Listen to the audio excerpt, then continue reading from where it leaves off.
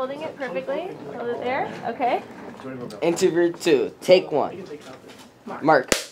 You look like a teenager. Really? Are we recording this? Yes! In my personal life, when I started practicing, I noticed that I was able to sleep better. And I also noticed that when I had to be in stressful situations or deal with difficult interactions, that I was calmer and able to articulate myself a little bit better if I had meditated close to when that interaction would happen.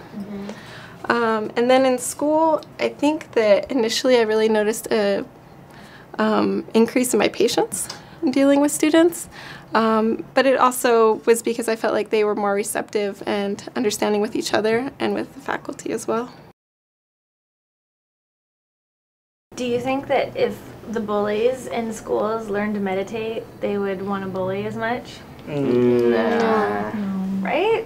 I totally don't think so. If the bullies, like, they tell them to meditate, they wouldn't meditate. Like, they'll tell them, I don't want to meditate.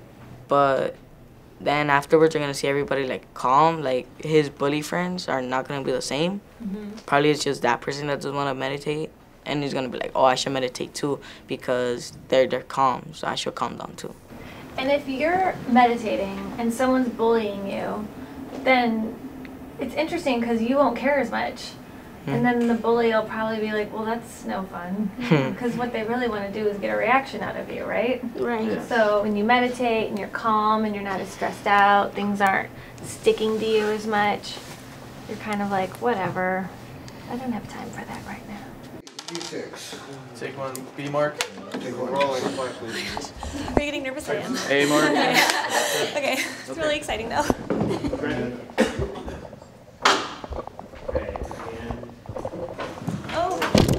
Oh, careful. Did you hit her? Almost. Did you get, okay. Almost. Yeah. Okay? Yeah. Not okay. See, you didn't know. It'd be so dangerous. Sorry. I believe that kids, no matter where you are and who you are and where you go, kids will all rise to the expectations that you hold for them.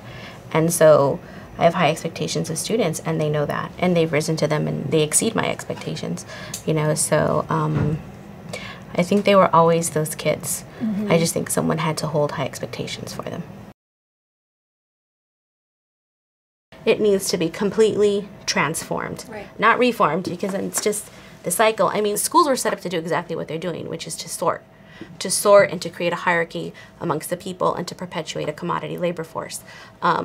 They were never set up to educate everybody, you know, and so to get up and say, which is why I work for Aspire Public Schools, that no, everybody should have an option and an opportunity to go to college. That is actually a pretty radical notion. It shouldn't be, but it is. If you really look at the historical implications of how schools were created in this country, it wasn't for everybody to go to a four-year university. That wasn't the design.